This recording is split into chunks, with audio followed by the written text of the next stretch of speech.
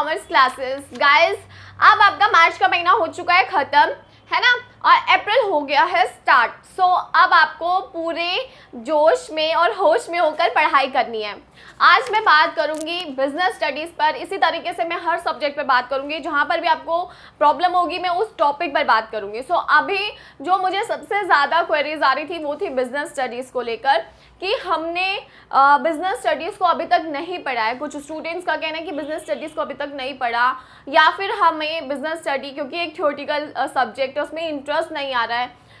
कई स्टूडेंट्स को business studies काफ़ी डिफ़िकल्ट लग रही है और there are many different reasons कि हमारा जो निष्कर्ष है वो ये है कि हमने बिजनेस स्टडी अभी नहीं करी है। सो गाइज अगर अभी तक आपने बिजनेस स्टडीज़ नहीं करी है तो देखो अभी भी समय है, आप उसे बहुत अच्छी तरीके से कर सकते हो कम समय में, ठीक है। सो आपको क्या करना है, अगर आपने अभी तक उसमें इंटरेस्ट नहीं लिया तो आपको इंटरेस्ट लेना पड़ेगा। गाइस बोर्ड हैं, बोर्ड्स एग्जाम्स हैं, आपको अपना 110% देना है। अगर आपने पूरे साल नहीं पढ़ा, कोविड था, कोविड का रीज़न हम दे सकते हैं, सब कुछ मान लिया आपकी बात, लेकिन अब जो समय है लाइक अप्रैल का जो समय है, अगर आप 15 दिन की अपनी स्ट्रेटेजी बनाकर इसको पढ़ लोगे guys, I am damn sure कि आप 90+ अभी भी बिजनेस में स्कोर कर सकते हो। यानी कि ये जो समय है आपके पास, जो अप्रैल का टाइम है, अगर आप इसमें डेली कुछ समय बिजनेस को दे दो और उसको अच्छी तरीके से तैयारी करोगे तो आप बिजनेस में ऑफकोर्स 90+ लेके आ सकते हो। लेकिन उसके लिए जो सबसे मेन ज़रूरी चीज़ होती है वो है आपकी स्ट्रेटेजी। आपका एम क्या है, आपका गोल क्या है, उसको प्रॉपरली बनाना। यानी कि आपको स्ट्रेटेजी बनानी है कि मुझे क्या करना है, और वो कैसे बनानी है। मेरे से जब इंस्टाग्राम पर पूछा गया था तो मैंने जो फर्स्ट चीज़ बताई है that is the first step. 3 step में गाइज हमें अपनी स्ट्रेटेजी बनानी है बिजनेस को कवर करने की, और ये स्ट्रेटेजी आपकी ज़्यादा दिन की नहीं है, बस 15 दिन की है। यानी कि आप अपनी बिजनेस स्टडीज़ को 15 दिन में कंप्लीट कर सकते हो ईजिली, है ना। लेकिन ऑफ कोर्स आपके लिए पहली चीज़ है कि उसमें इंटरेस्ट लेना है गाइस, मजाक की बात नहीं है, आपका सब्जेक्ट है ये। और अब आपके पास 1 महीना है तो चाहे रो के या फिर मन मार के ही सही, लेकिन पढ़ना है, ठीक है। और जिनका इंटरेस्ट है वो वेल एंड गुड और अच्छी तरीके से प्रैक्टिस करें। लेकिन जिनके लिए ये एक मजबूरी वाला सब्जेक्ट है कि यार थ्योरेटिकल है, नहीं समझ आ रहा, सो गाइज देखो ये 1 महीना है, आपको लगकर पढ़ना है।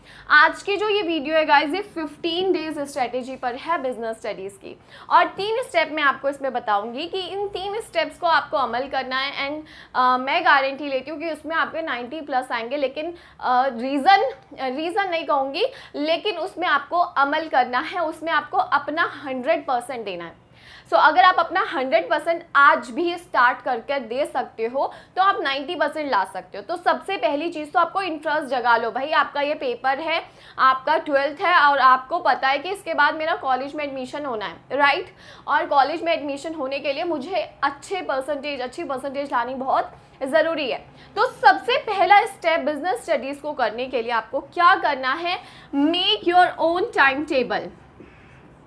आपको अपना टाइम टेबल बनाना है, ठीक है। अब मुझसे किसी ने पूछा कि मैम कैसा टाइम टेबल की आप बात कर रही हो, कैसे बनाए, तो मैसेज पर ये चीज़ बताना मेरे लिए पॉसिबल नहीं था कि भाई कैसा टाइम टेबल। सो गाइस देखो मैंने परफॉर्मा बनाया है, टाइम टेबल का आपके सामने है। इसमें आपको अप्रैल की स्ट्रेटेजी बनानी है। अब आपके पास देखो हमेशा एक स्ट्रेटेजी होनी बहुत ज़रूरी है। जब आप कोई रेस में दौड़ते हो ना तो आपको पता होता है कि मैं रेस में क्यों दौड़ रहा हूँ, क्योंकि मुझे एक लाइन को क्रॉस करना है ना।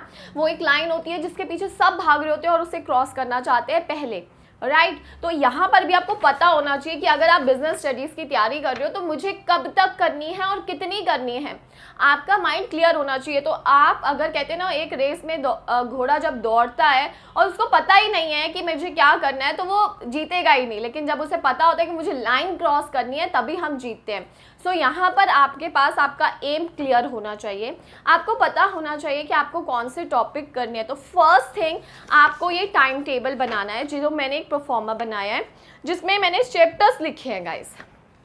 यानी कि चैप्टर 12 आपके बिजनेस स्टडीज़ में सिर्फ 12 चैप्टर का जिक्र किया गया है, 12 ही चैप्टर हैं, राइट।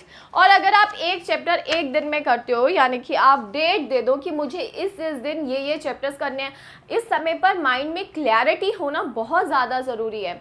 हम एक दिन में अगर पूरा अकाउंट्स पढ़ लेते हैं तो भी बहुत गलत कर रहे हैं, क्योंकि हमें अदर सब्जेक्ट को भी टाइम देना है। अगर हम एक दिन लग के पूरी इंग्लिश कर लेते हैं तो भी हम गलत कर रहे हैं। हमें टाइम टेबल ज़रूर इस समय बनाना है, ना ही सिर्फ सब्जेक्ट वाइज। मतलब आपको पता होना चाहिए कि अकाउंट्स को इतना देना है, इकोनॉमिक्स को इतना देना है टाइम, BST को इतना देना है, ना अदर सब्जेक्ट्स को इतना इतना देना है। बट उसमें भी आपको क्लियर होना चाहिए कि बिजनेस में मैंने इतना करना है, इकोनॉमिक्स में मेरे को ये टॉपिक्स करने हैं, अकाउंट्स में मुझे ये टॉपिक्स करने हैं, और वो कब तक कंप्लीट होने चाहिए। You have to give target to yourself, आपको अपने आप को टारगेट देना है। तो यहाँ पर सबसे पहले आपको टाइम टेबल बनाना है। आपको पता होना चाहिए कि मेरे 12 चैप्टर्स हैं, ठीक है, और मुझे ये 12 चैप्टर्स करने हैं। तो मैं 1 तारीख को, अगर 1 अप्रैल को मैं फर्स्ट चैप्टर करता हूँ और उसमें मुझे 1.5 से 2 घंटा देना है मिनिमम, यानी कि 1.5 से 2 घंटे में मैं ये चैप्टर को रिवाइज कर लूँगा, ठीक है। और अगर आपको कोई टॉपिक डिफिकल्ट लगता है कि कोई चीज़ में आपको प्रॉब्लम है, तो आप वो मेंशन करो कि मुझे इस चीज़ में दिक्कत है, मुझे ये और अच्छी तरीके से डीपली पढ़ना है, ताकि आपको अपनी ही सेल्फ असेसमेंट पता चल सके, राइट गाइज। तो आपको इस तरीके से अपना सबसे पहले टाइम टेबल बनाना है, और इसमें पूरे 12 चैप्टर्स का टाइम टेबल है, जो कि 13 अप्रैल तक आप कंप्लीट कर सकते हो अगर आप सिंसियरली इसको फॉलो करोगे। इसमें मैंने चैप्टर 11 यानी कि जो हमारा मार्केटिंग का है, उसको मैंने 2 दिन दिए हैं, राइट। और उसके अलावा बाकी सबको 1-1 दिन दिया है। 1.5 से 2 घंटा आपको डेली देना है, जिसमें आप चैप्टर को रिवाइज करोगे, चैप्टर को रीड करोगे, और उसके साथ उस चैप्टर से रिलेटेड ज़्यादा नहीं 4 से 5 या 10 केस स्टडी पढ़ो, दैट्स इनफ, ठीक है, ये पढ़ना है। तो सबसे पहले जब आप अपना टाइम टेबल बना लोगे तो आपका माइंड क्लियर हो जाएगा कि यार मुझे ये टाइम पर ये चीज़ें करनी है। दूसरी चीज़ जो कि बिजनेस स्टडीज़ की मैं कहती हूँ आगे बढ़ने की नींव है, लाइक मैंने जितनी बिजनेस स्टडीज़ अपने ऑफलाइन स्टूडेंट्स को भी गाइस पढ़ाई है, तो मैंने एक चीज़ हमेशा अपनी क्लास में कराई है, दैट इज़ नोट्स।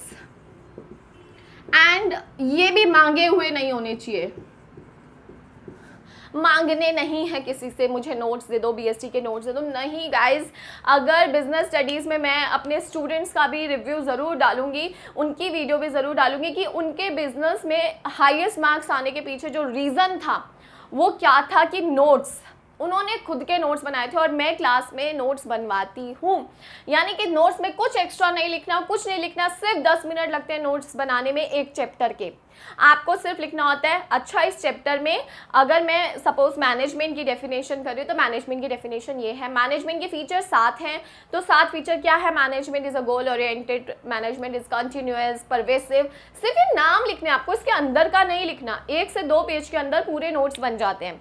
आपको मैनेजमेंट में आपने अगर पढ़ा management as a profession, so profession के 4 गुण लिख दिए, आते हैं नहीं आते राइट और रॉन्ग लगा दिया। उसके अंदर की एक्सप्लेनेशन आपको नहीं लिखनी उन नोट्स में, लेकिन आपके पास जब आप 12 चैप्टर करोगे तो आपके पास पूरी बुक के शॉर्ट फॉर्म होगी, शॉर्ट नोट्स होंगे, जिसमें आपको पॉइंट्स रिमेंबर रखने हैं। हर बार रिवाइज करो उन्हें, हर बार जब आप चैप्टर पढ़ने लगते हो तो पहले उन नोट्स को देख लो, तो उससे इतनी आसानी होती है ना। अगर आप मेरा कहना मानो तो इस तरीके से एक बार प्रिपरेशन करके देखो कि आपको नोट्स मांगने नहीं है, खुद के बनाओ, खुद की हैंड राइटिंग में, और सिर्फ पॉइंट्स लिखो। उसके अंदर के एक्सप्लेनेशन बुक में है, बुक में सब कुछ है, लेकिन आपको सिर्फ उसके एक रिवीजन के लिए आपको अपने नोट्स बनाने हैं, राइट। इससे आपको बहुत ज़्यादा हेल्प मिलेगी।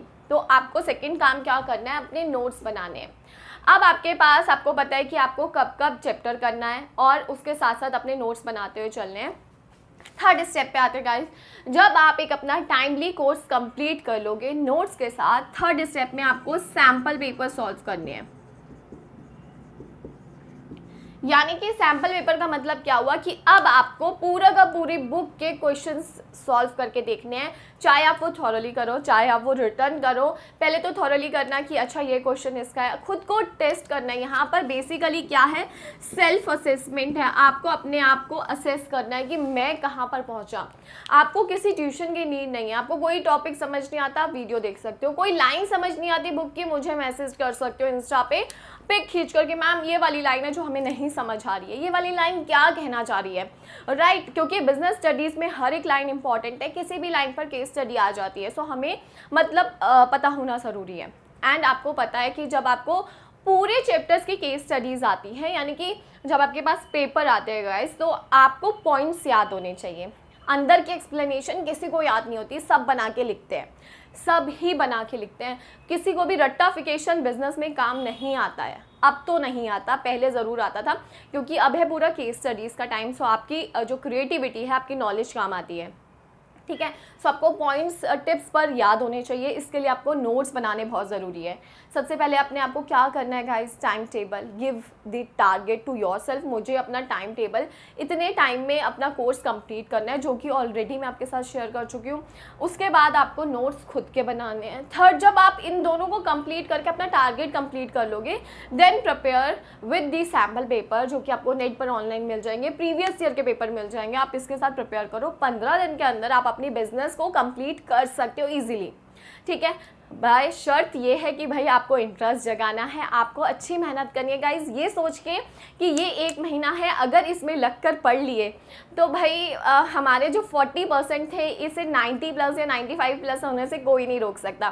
सो अगर आपको कोई आज तक ये कहता भी आया कि यार तू तो पढ़ता नहीं है, तू तो पढ़ती नहीं है, तू तो ये नहीं करती, सो ये महीना एक ऐसा है कि जब आप सबको मुंह तोड़कर जवाब दे सकते हो। मतलब मुंह जाके तोड़ना नहीं है किसी का, लेकिन अपनी पढ़ाई से जवाब दे सकते हो। कहते हैं ना कि सक्सेस हमेशा बोलती है, आपकी मेहनत हमेशा बोलती है।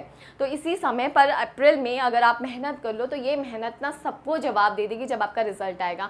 सो ये चुपचाप मेहनत करनी है, सबको ढिंढोरा नहीं पीटना, मैं तो इतने घंटे पढ़ता हूँ, इतने घंटे पढ़ती हूँ। No, don't tell to anyone कि मैं कितना पढ़ता हूँ। ये आपको पता होना चाहिए, आपको जस्टिस करना है अपनी पढ़ाई के साथ। तो किसी को बताने की ज़रूरत नहीं है मैं कितना पढ़ता हूँ। मैं अपने स्टूडेंट्स को भी बोलती हूँ कि डोंट शो यार कि मैं 10 घंटे पढ़ता हूँ, 12 घंटे, किसी को मत बताओ।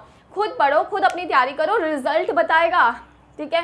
तो रिजल्ट बताएगा आपको कि आपने कितनी अच्छी तैयारी करी है। सो ये टाइम है, अप्रैल है, प्लीज़ इसे यूज़ करो, प्लीज़ इसे अपना एक अपॉर्चुनिटी समझकर इसको यूटिलाइज़ करना है। एंड मैं आपको यही कहूँगी कि मैं आपकी हेल्प के लिए हमेशा तैयार हूँ। केस स्टडीज़ पर वीडियोस गाइस बना रही हूँ, अब आने लग जाएगी। पहले कुछ प्रॉब्लम थी तो नहीं आ पा रही थी, लेकिन अब आएगी केस स्टडीज़ पर।